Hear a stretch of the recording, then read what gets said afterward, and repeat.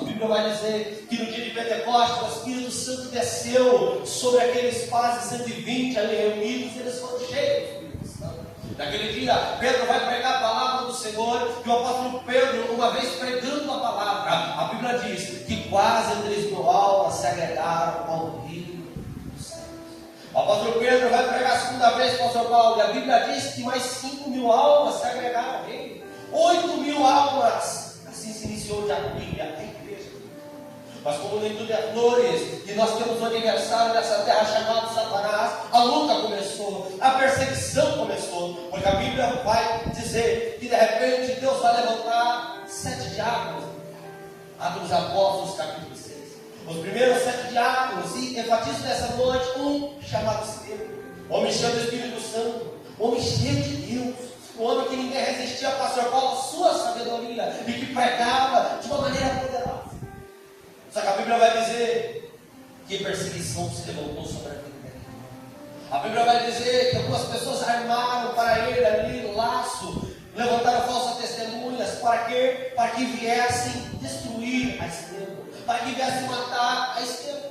E a história vai dizer que Estevão vai abrir a sua boca, vai começar a pregar a palavra do Senhor naquele tempo de perseguição. O seu rosto, a Bíblia diz que era um rosto que brilhava como de anjo.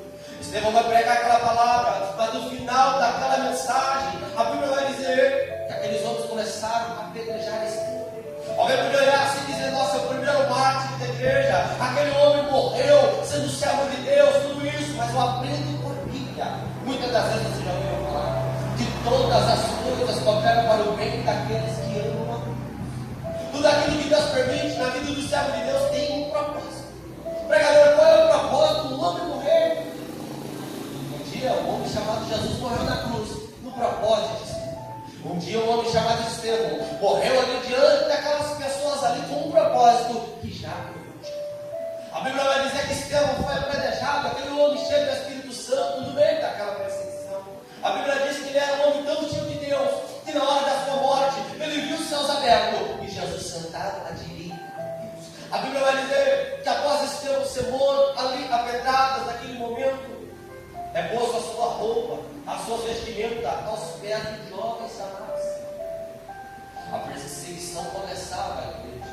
A primeira morte foi a morte de Estevão, começava a perseguição da igreja. Era posto diante ali de Saulo, aquelas vestes ali, se levantava um versículo.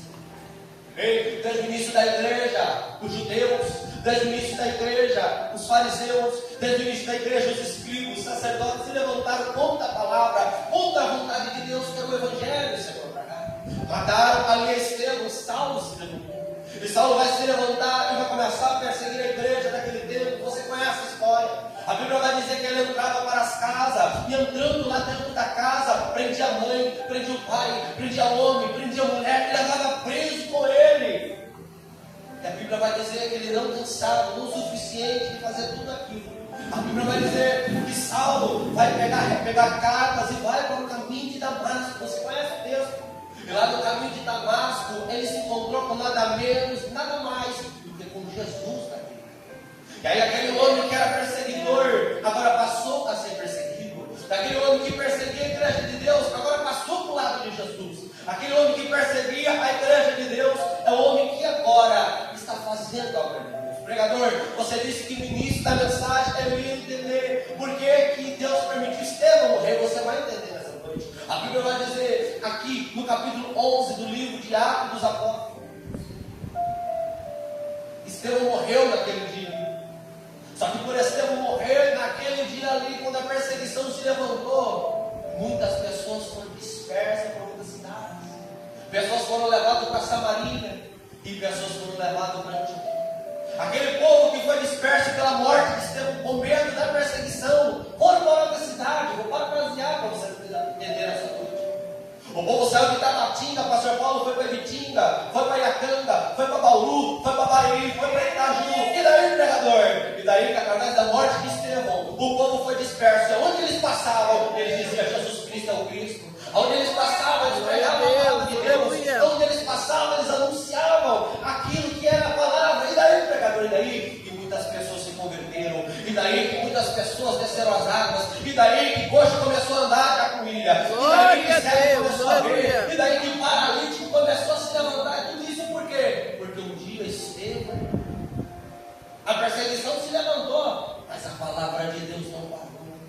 Ei, talvez você é aquele que nessa noite perseguição tem se levantado contra a tua vida, momentos difíceis tem levantado contra a tua vida, mas eu tenho uma palavra para o teu coração. Se você anda na direção de Deus, não tem demônio no inferno, não tem homem na terra, não tem anjo do céu que para aquilo que Deus tem na tua vida. Você não vai parar, você vai chegar. Louvado seja o nome de Jesus Cristo nessa noite especial. A Bíblia vai dizer aquele salmo, aquele que foi levantado ali como perseguidor, que perseguiu a igreja, mas um dia o perseguidor teve um encontro com Jesus. E agora ele já não persegue mais, agora ele faz a obra de Deus. Agora ele faz a obra de Deus. Pregador, o que você quer trazer para a minha vida nesse texto? Ei, não tem inimigo que se coloca no caminho diante dos filhos de Deus, que permaneça como perseguidor, que permaneça de pé. Por quê? Porque maior é aquele que está conosco do que aquele que está no mundo. Glória ao Senhor.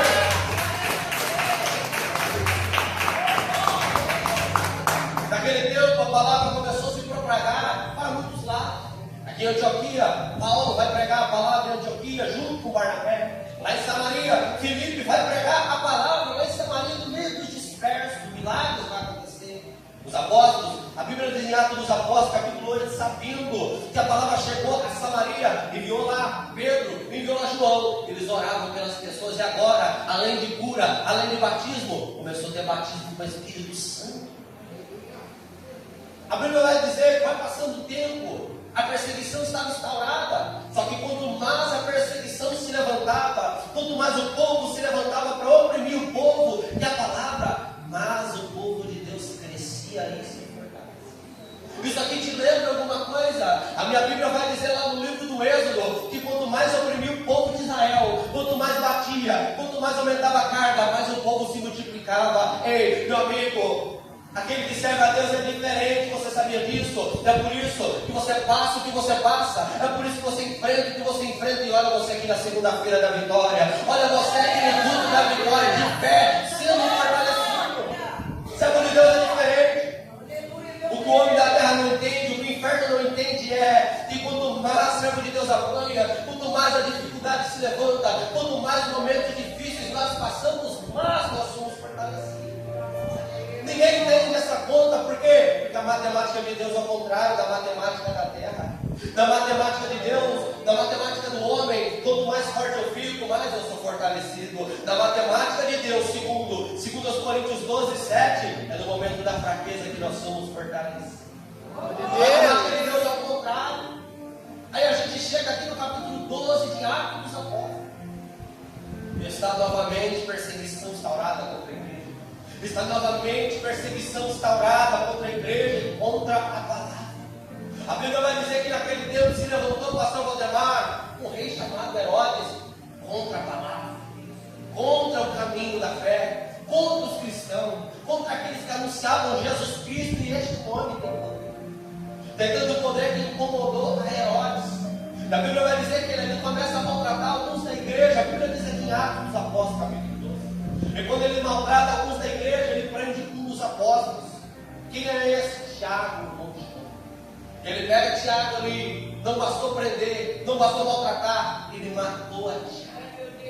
Quando ele matou a Tiago ali, ele pensou: opa, o povo gostou.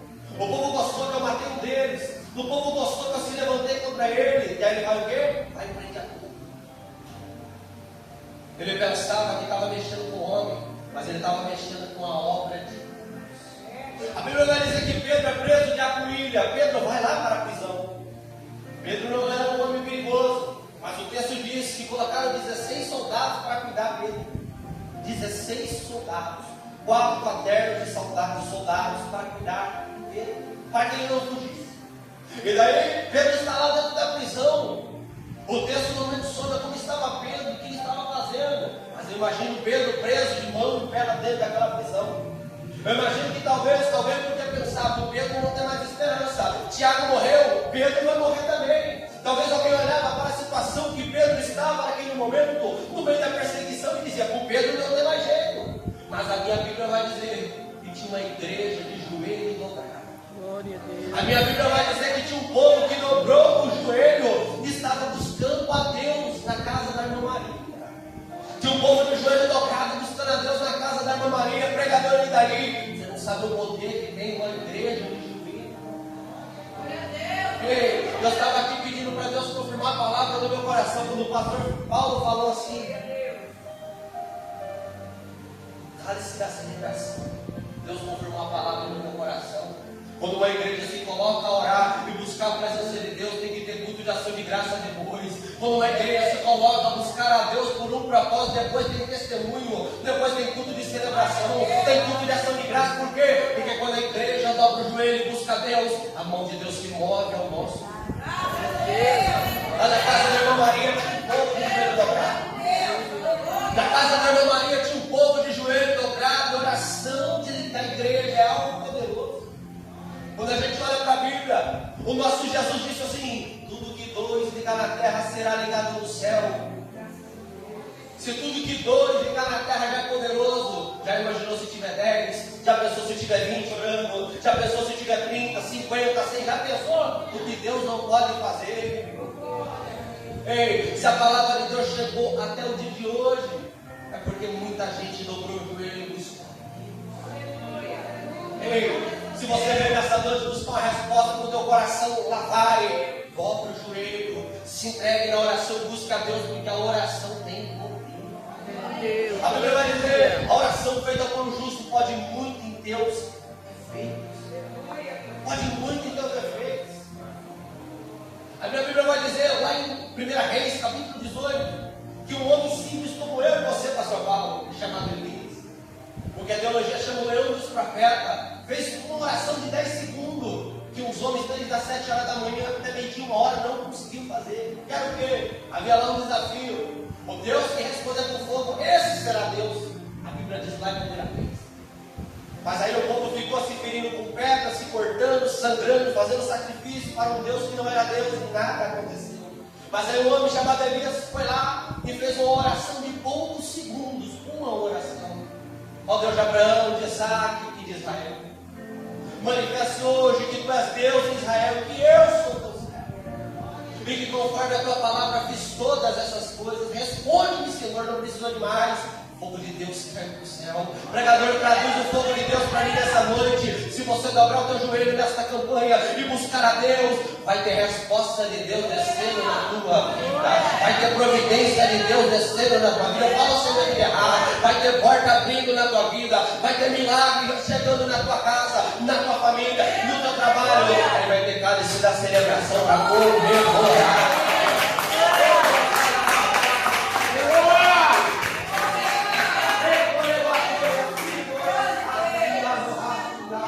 Você crê nesta palavra?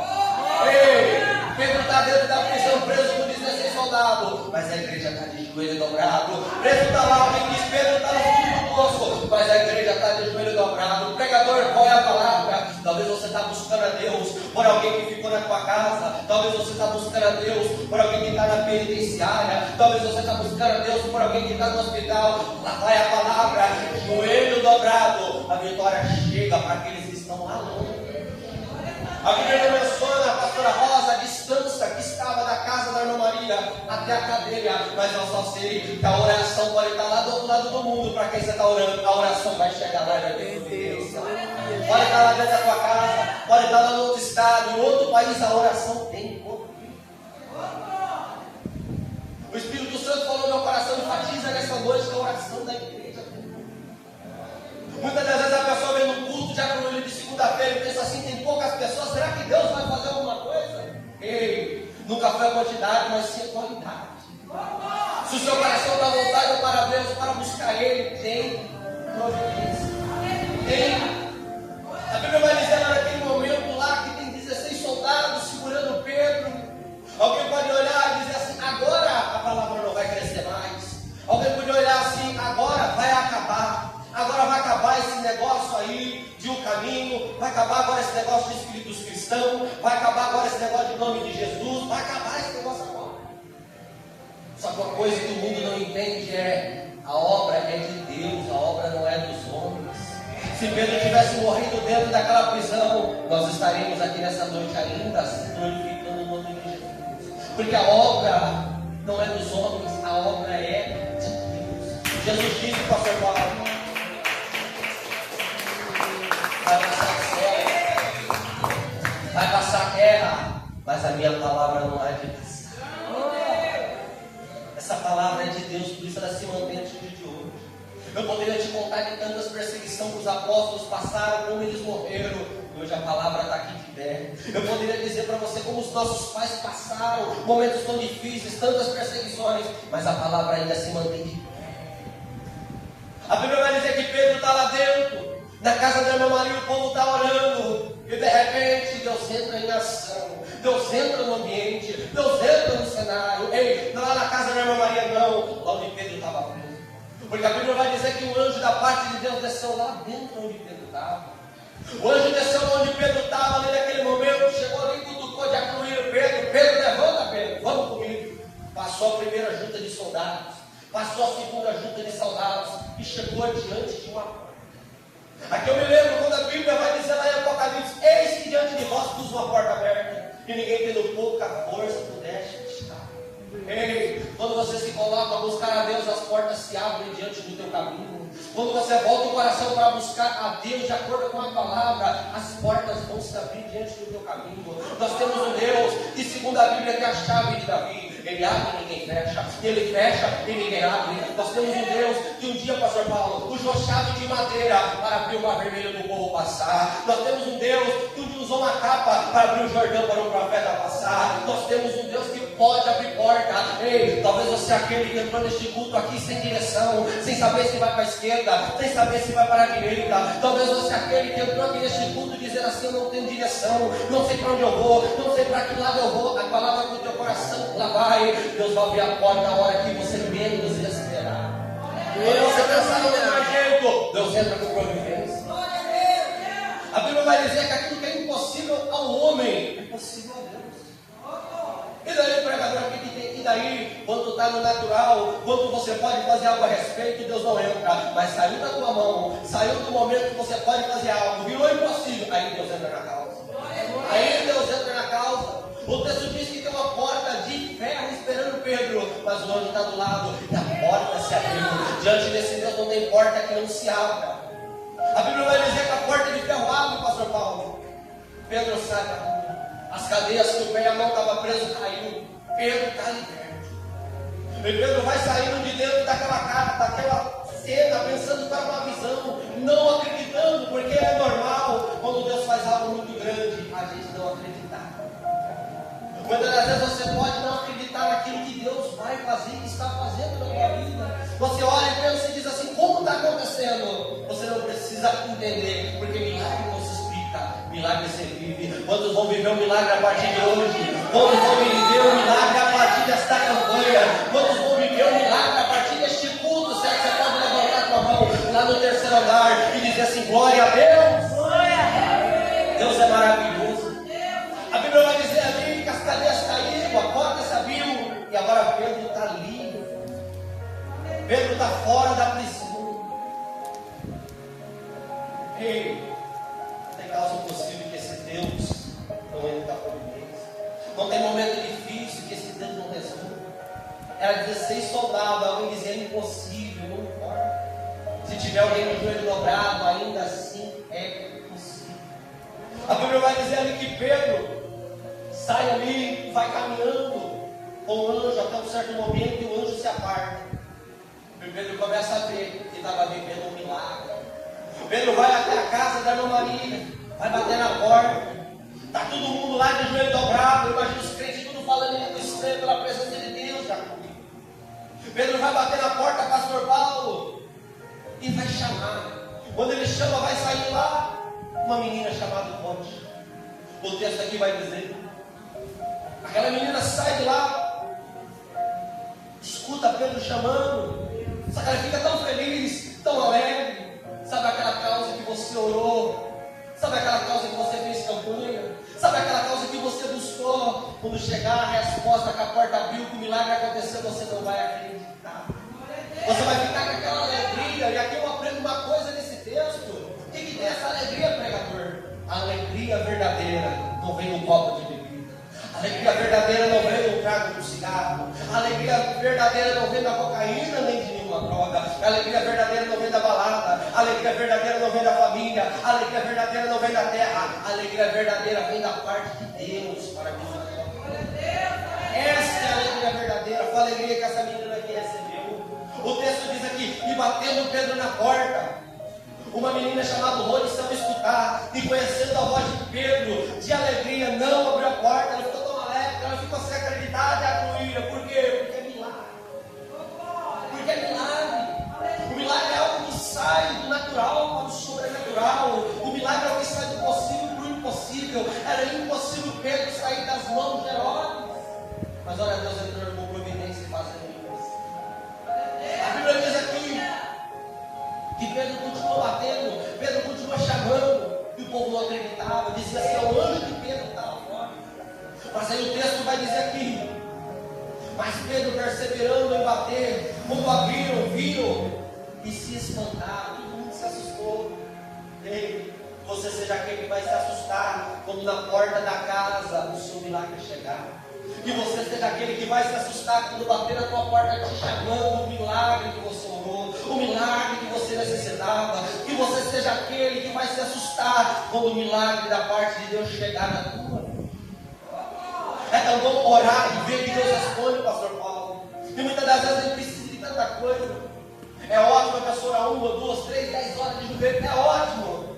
Mas muitas das vezes aquela oraçãozinha que você senta e fala com Deus, abrindo a sinceridade do teu coração, e Deus opera naquela oraçãozinha. Muitas das vezes aquela dobrada de joelho na tua cama, é o Espírito Santo já falando aqui. Naquela dobrada de joelho no pé da tua cama, Deus ouve a sua oração e dá livramento para alguém que está lá longe. Aquela dobrada de joelho, aqueles poucos minutos que você, a sua fraqueza e o seu cansaço busca. Deus está te dizendo nessa noite que Ele entra com providência através dessas pequenas orações. A minha Bíblia vai dizer em Apocalipse, uma diaconisa Nilton, que existe um incensário de ouro, e dentro do incensário de ouro está a oração dos santos, aqueles que buscam a Deus. A Bíblia vai dizer aqui, ó, e acenando-lhe com a mão Pedro, para que se calasse, contou-lhes como o Senhor tirara da prisão, e anunciava isso a Tiago, meus irmãos, e saindo, e partiu Pedro para outro lugar. Mas tem um detalhe aqui nesse texto que é importantíssimo, que eu não posso deixar de falar. Pedro estava na prisão ali, pastor Paulo, já fazia um tempo. Quando chegou a última noite que Pedro ia de manhã cedo se apresentar, foi que o anjo entrou com providência. Talvez você venha fazer uma campanha que seja de 3, de 4, de 7 dias. Passa o primeiro dia, a resposta não veio. Passa o segundo dia, a resposta não veio. Passa o terceiro dia, a resposta não veio. Chegou no último dia da campanha, você diz: a resposta não veio, o culto está acabando. Mas olha, Deus te dizendo: no final eu entro com providência. É igual a história de Naamã. Passou o primeiro mergulho, nada. Segundo mergulho, nada. Terceiro, quarto, quinto, sexto, nada. Mas no sétimo mergulho, teve milagre na vida de Naamã. E quando parecia que não tem mais jeito, quando parecia que acabou o tempo, quando parecia que é a última oportunidade, Deus entra com providência e faz uma grande obra. O texto vai dizer, para mim caminhar por perto dessa mensagem, dessa noite, eu quero orar. A Bíblia vai dizer aqui, Pedro partiu para outro lugar. E o Herodes?